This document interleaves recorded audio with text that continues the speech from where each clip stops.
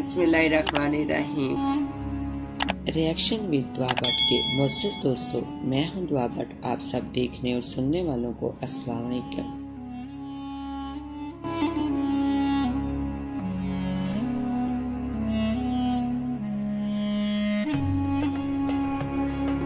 लेकिन आगे बढ़ने से पहले हस्बे रवाई चैनल में नए शामिल होने वाले दोस्तों से इल्तिमास है कि पहले रिएक्शन विद दुआ भट्ट को सब्सक्राइब करते हुए साथ मौजूद घंटी के बटन को भी दबा दें ताकि आप हमारी हर खबर से बाखबर रह सके। तो आइए चलकर मौजू का आगाज करते हैं। एक ऐसी मासूम सी लड़की की कहानी जो एक जिन से दोस्ती लगा बैठी थी। अपने घर तो घर मोहल्ले वालों की नजरों में भी वो मनहूस थी और उसकी जुबान भी ऐसी काली थी कि जो कुछ वो मुंह से निकालती वो हरफ ब हरफ सच साबित होता। लेकिन मुसीबत की बात ये थी कि उसके मुंह से हर दफा बुरी बात ही निकलती थी, लेकिन वो खुद ये ना जानती थी कि उसके मुंह से ये अल्फाज कौन निकलवाता है। वो पुरस्कार ताकत उसकी दोस्त ही थी।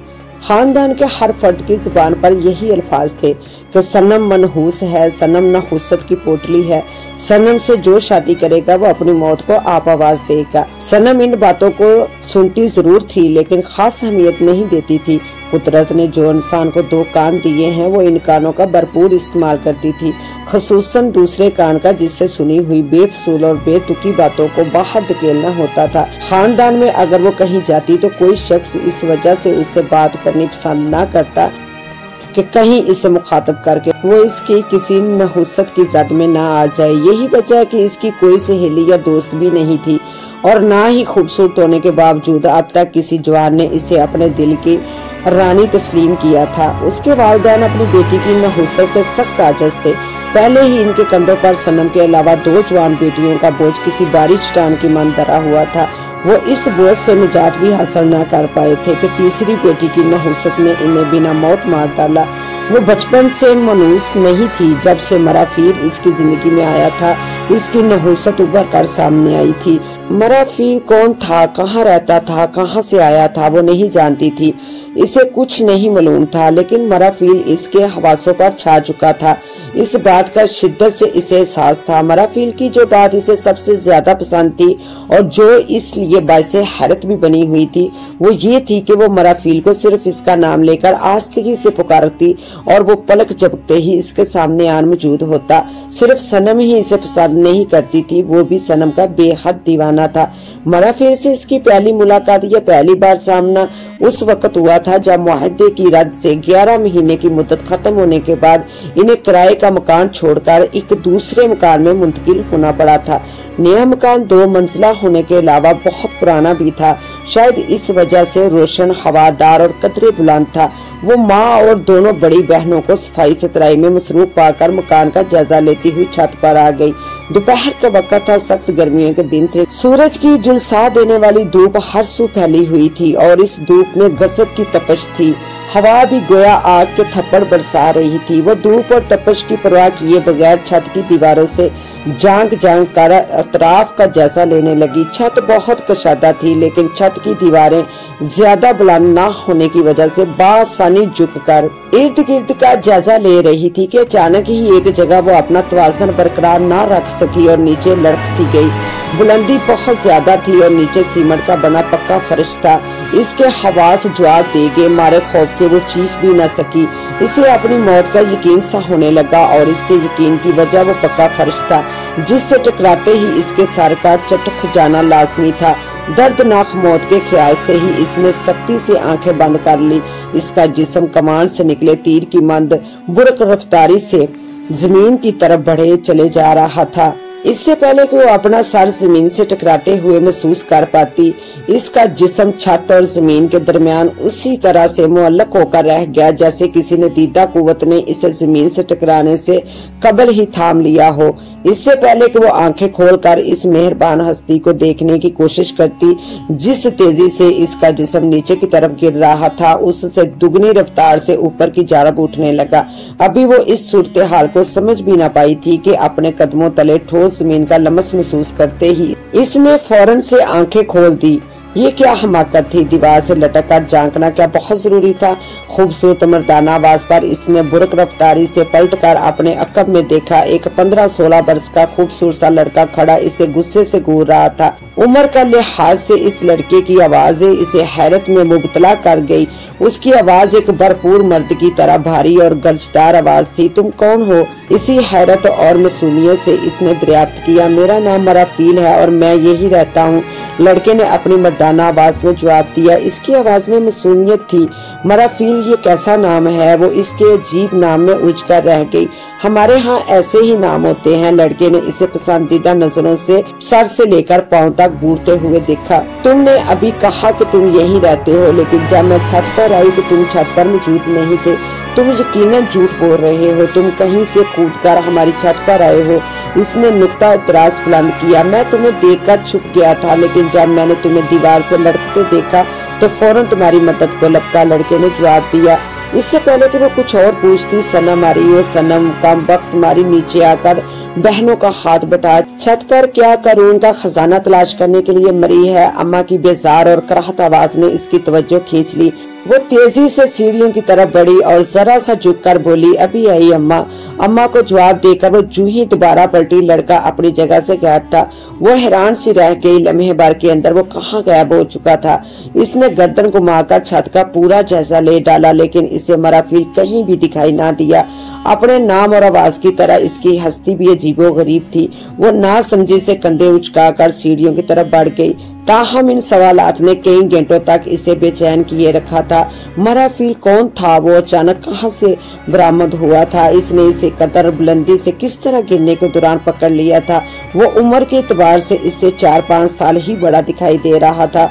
जब इसने अपनी दोनों बड़ी बहनों से इस अनोखे और नाकाबिल यकीन वाक़े का जिक्र किया तो इसकी दोनों बहनों ने ना तो इसकी ये बात तवज्जो से सुनी और ना ही किसी किस्म की अहमियत दी। इसने भी इस वाक़े का ज्यादा देर असर ना लिया और अपने दिलो दिमाग से इस बात को झटककर घर की सफाई सुथराई के कामों में लग गई। दूसरे दिन मगरिब की अजान से कुछ देर पहले वो अपने खिलौने और प्लास्टिक के गुड्डे गुड़िया लिए छत पर चली आई और एक कोने में खिलौने सजाकर अकेली ही खेलने में मसरूफ हो गई। अकेली इसलिए कि इसके साथ खेलने वाला इसका हम उम्र कोई और ना था। इसकी दोनों बहनें उम्र में इससे बड़ी थी और हर वक्त अपने बड़ेपन के रूप में रहती थी। वो दोनों इससे सीधे मुंह बात भी न करती थी। सनम की आवाज पर अम्मी ने जूही गर्दन घुमाकर देखा। अपनी पुश्त पर इस लड़के मराफील को पाकर जाने क्यों इसके चेहरे पर मुसरत की सुर्खी सी फैल कर रह गई। आंखें भी खुशी की ज्यादती से हीरो की मन जगमगा उठी। तुम फिर आ गए, इसने मुस्कुराकर कहा। जवाबन मराफील ने भी मुस्कुराकर इकरार में गर्दन हिला दी। क्या मैं तुम्हारे साथ खेल सकता हूँ? मराफील ने मोहब्बत से दरियाफ्त किया। दरअसल तुम मुझे बहुत अच्छी लगी हो। मैं तुमसे दोस्ती करना चाहता हूँ। क्या तुम मुझसे दोस्ती करोगी? इसके सवाल पर सनम खामोशी का कफल लगाए पुरसोच नजरों से इसे तकने लगी। इस लड़के में बज़ाहिर कोई बुराई नजर न आ रही थी, सिवाय इसके उम्र के लिहाज से इसकी आवाज में बेहद मजबूती पाई जाती थी। इसके अलावा वो अब तक ये भी जान ना पाई थी कि ये लड़का कहाँ रहता है, एकदम से कैसे आन वारद होता है और अचानक कैसे गायब हो जाता है। इसने अब तक भी इसे आते या जाते हुए नहीं देखा था कि इसके आने जाने के रास्ते का इसे इल्म हो पाता। वो इससे दोस्ती कर ले तो फिर अम्मा जान क्या सोच रही हो? मराफील की आवाज ने इसकी मोहब्बत की दीवार में दरार सी डाल दी। अगर मैंने तुमसे दोस्ती कर ली तो मेरी अम्मा मुझे बहुत मारेगी।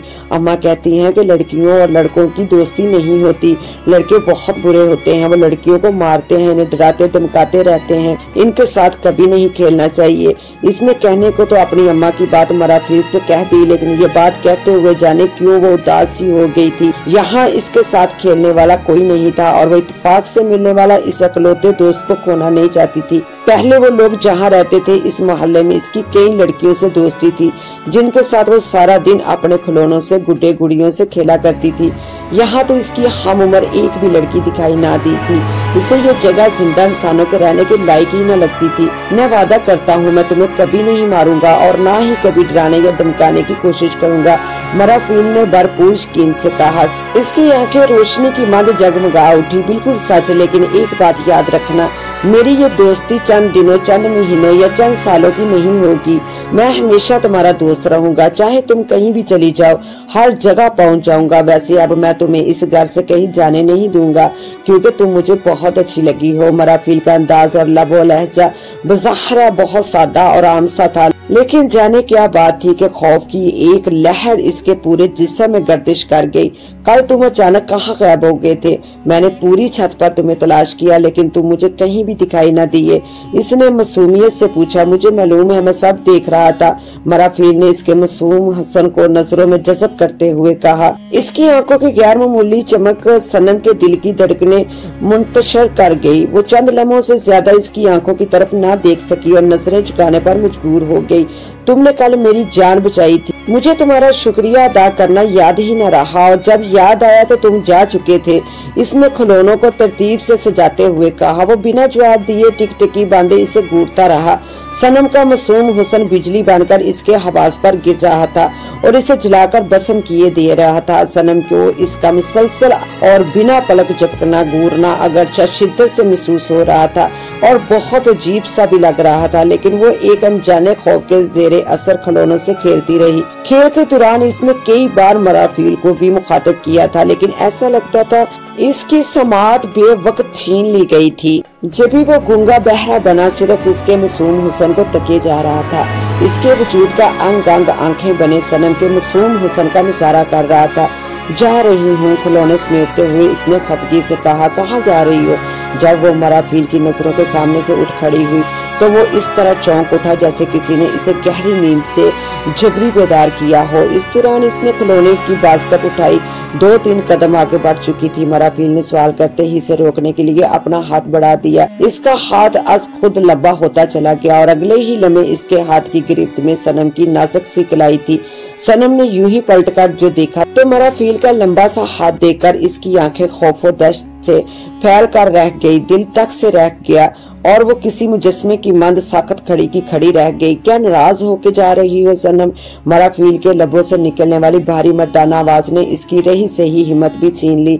इसकी निगाहों के सामने अंधेरे की चादर तनकर रह गई और वो बिना आवाज निकाले वही ढेर हो गई। इस वाक़े के बाद इसे मराफिल से खौफ सा आने लगा और इसने छत पर जाना मौकफ कर दिया। इसे ज्यादा हैरत इस बात पर हो रही थी कि इसके घर के किसी फर्द ने इससे इसकी अचानक बेहोशी के मुताल्लिक कोई सवाल न किया था। जब वो होश में आई तो इसके इर्द गिर्द भी कोई न था। वो अपने कमरे में चारपाई पर बिल्कुल तन्हा थी। इसे दुख तो बहुत हुआ, लेकिन इसने किसी से कोई शिकवा न किया और न ही मराफिल वाले वाक़े के मुताल्लिक किसी को कुछ बताया। एक दिन वो छत पर जाने वाली सीढ़ियों के दरमियान बैठी हस्बे आदत अपने खिलौनों से खेल रही थी कि अचानक इसे ऐसा महसूस हुआ जैसे इसकी पुश्त के पीछे कोई बैठा हो। किसी की घूरती नजरों का एहसास भी शिद्दत से हो रहा था। अपने इस वहम को दूर करने के लिए इसने जो ही गर्दन घुमाकर अपनी पुश्त की जानब देखा तो छत के दरवाजे के खला में मराफिल को बैठा पाकर इसका दिल तक से रह गया। गुलाबी रंगत में खौफ की जर्दी गुल कर रह गई और मुस्कुराती आंखों की चमक भी मांद पड़ गई। इसने जल्दी से मराफिल की तरफ से मुंह फेर लिया और झुककर अपने खिलौने जल्दी जल्दी बास्केट में भरने लगी। वो इसे अजीबो गरीब इंसान का सामना करना ना चाहती थी, जिसकी आवाज बहुत भारी और हाथ असखत लंबे हो जाते थे। इसने आज तक ऐसा इंसान नहीं देखा था जो मराफिल की तरह अजीबो गरीब हो। इससे पहले कि वह अपने खिलौने समेट कर फरार हो, 1 मिनट के 1000वें हिस्से में मराफिल इसके फरार की वाहद राह में किसी चट्टान की मांदा हाइल हो गया। मेरा मकसद तुम्हें डराना नहीं था सनम, वो तो मेरा एक जादू था जो मैं तुम्हें दिखाना चाह रहा था, लेकिन तुम तो एकदम से बेहोश हो गई। मुझे इस किस्म के बहुत सारे जादू आते हैं, लेकिन आइंदा मैं तुम्हें अपना कोई जादू नहीं दिखाऊंगा, वादा करता हूँ। अब तुम नाराजगी खत्म करो। मराफिल की बात से कायल होने के बावजूद वो खुलकर मुस्कुरा ना सकी, ताहम इसने फिर से मराफिल से दोस्ती कर ली। तुम खेलते भी नहीं हो और ना ही कोई बात करते हो, बस घूरते जाते हो। मुझे ये बात पसंद नहीं है। इसने मौका गनीमत जानकर फौरन इसे दिल की बात बता दी। अच्छा बाबा, माफ कर दो। मराफिल ने फौरन से अपने दोनों कान पकड़ लिए। इसके इस अंदाज पर वो खुश दिली से मुस्कुरा पड़ी। मराफिल, तुम रहते कहाँ हो? एक दिन इसे अचानक याद आया तो इसने मराफिल से पूछ लिया। तुम्हारे मकान के बराबर वाले मकान में हमारी रिहाइश है। मराफिल के जवाब ने इसे हैरान करके रख दिया, क्योंकि इनके मकान के दाएं बाएं वाकया दोनों मकानात बरसों से बंद पड़े थे, मगर वो मकान तो बिल्कुल वीरान पड़े हैं। वहाँ तो रोशनी का भी कोई इंतजाम नहीं है, हर वक्त अंधेरे में डूबे रहते हैं। तुम लोग वहाँ किस तरह रह रहे हो? इसने अपनी उलझन अल्फाजों में बयान कर दी, हम ऐसी ही जगह पर रहते हैं, तुम्हारी गुड़िया बहुत ही अच्छी है। इससे पहले कि वो कुछ और पूछने की कोशिश करती, मराफील ने बात का रुख ही बदल दिया। इसने भी मजीद कोई सवाल न किया और मराफील को अपनी नई गुड़िया के मुतालिक बताने लगी। वो हमेशा से ऐसी ही थी, ज्यादा देर तक कोई बात इसके दिमाग में नहीं ठहर पाती थी। जल्द ही इसका दिमाग दूसरी बातों में उलझ पड़ता था। सरकारी स्कूल इसके घर से ज्यादा दूर ना था, सिर्फ 20 मिनट का पैदल मुसाफत का वाकया था। इसके अब्बा ने इसे स्कूल में बिठा दिया ताकि वो थोड़ा बहुत पढ़ ले, लेकिन सनम को पढ़ाई से कोई दिलचस्पी ना रही थी।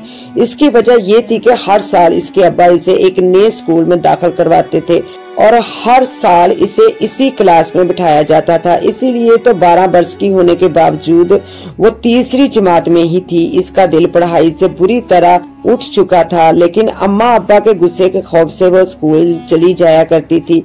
वो स्कूल जाने के लिए घर से तैयार होकर निकलती तो कुछ आगे जाकर इसे मराफील मिल जाता, जो इसके साथ स्कूल तक जाता। छुट्टी के वक्त भी वो मराफील को मौजूद पाती। आस्ता आस्ता वो मराफील की आदी सी हो गई। वो घंटों इसके साथ खेलती रहती, इससे ढेरों बातें करती और अक्सर स्कूल से गैर हाजिर होकर इसके साथ घूमने भी चली जाया करती। अब खुद को वो तन्हा महसूस न करती थी। मराफील इसकी तन्हाई की लम्हात का बेहतरीन साथी था। मराफील की संगत में इसे कतन बोरियत ना होती थी। वो इसे बहुत सारे लतीफे सुनाकर खूब हंसाया करता था। इसकी बातों पर वो हंस हंस कर लोटपोट हो जाती थी। जब वो हंसती तो इसकी गुलाबी रंगत सुर्ख पड़ जाती। इस लम्हे वो इस कदर खूबसूरत दिखाई देती कि मराफील दुनिया जहान से बेनियाज होकर इसकी सूरत तके जाता। इसकी आंखों में सनम के लिए बेपनाह मोहब्बत का समंदर ठाठे मारता दिखाई देता। वो दिन में कई बार इस जुमले का विर्द किया करता था कि सनम तुम मुझे बहुत अच्छी लगती हो, मैं तुम्हें देखे बिना अब एक पल भी नहीं रह सकता। इसके लहजे में मोहब्बत इसके अल्फाज की सच्चाइयों का सबूत बन जाती। तुम भी मुझे बहुत अच्छे लगते हो। जवाबन वो भी अपने दिल की बात कहते हुए जरा सा भी ना हिचकिचाती। मराफील इसका दोस्त था और इसे वाकई अपना ये दोस्त बहुत पसंद था। एक दिन वो मराफील के साथ छत पर बैठी इसकी दिलचस्प बातों पर हंसी के फूल बिखेर रही थी। सीढ़ियां चढ़ती अम्मा को देखकर इसकी हंसी को एकदम से ब्रेक लग गई। ना सिर्फ ये बल्कि चेहरे की रंगत भी यक लख्त प्रवास कर गई। जाने अम्मा इसे मराफील यानी एक गैर लड़के के साथ बैठे देखकर कैसी क़यामत बर्पा करेगी। अम्मा को ये बात सख्त नापसंद थी कि लड़कियां लड़कों से दोस्ती करें या इनसे हंस हंस कर बातें करें, और फिर वो छुप छुप कर मराफील से मिलती थी, घंटों इसके साथ खेलती रहती थी। ये बात तो अम्मा कतन बर्दाश्त न कर पाएंगी और यकीनन इसकी जान लेकर सुकून का सांस लेंगी। वो लाख चाहने के बावजूद मराफील को भी जाने का कह ना पाई। जाने क्यों इस लम्हे इसकी जुबान तालू से जा लगी। अम्मा एक एक सीढ़ी चढ़ती हुई छत पर आन वारद हुई। इनके हाथों में धुले हुए कपड़ों की बाल्टियां थी। अरे ओ नकम्मी हड हराम इधर आ, अम्मा ने अपने मखसूस अंदाज से इसे मुखातब किया। मेरे साथ रस्सियों पे कपड़े फैलाने में जरा मदद कर। हर वक्त बच्चों की तरह खिलौनों से खेलती रहती है। अब इन खिलौनों से खेलना बंद कर दे, अब तू बच्ची नहीं रही, बड़ी हो गई है। अम्मा के हाथ के साथ इनकी जुबान भी चल रही थी, बल्कि हाथों की निस्बत जुबान ज्यादा तेजी से अपना काम दिखा रही थी। सनम की तवज्जो इनकी बातों की तरफ बिल्कुल ना थी। वो इस हैरत में मुबतला थी कि अम्मा को इसके साथ बैठा मराफील क्यों दिखाई ना दिया। इसी सवाल में उलझी वो बेदिली से रस्सी पर कपड़े फैलाने लगी। मराफील ने भी इसकी पैरवाई की और इसके साथ रस्सी पर कपड़े फैलाने लगा। मोसेस नाजरीन, इस कहानी का बकिया हिस्सा देखने के लिए पार्ट 2 का विजिट करें। इसके साथ ही अब मुझे दे इजाजत, मिलते हैं इंशाल्लाह पार्ट 2 में। तब तक के लिए अल्लाह हाफिज।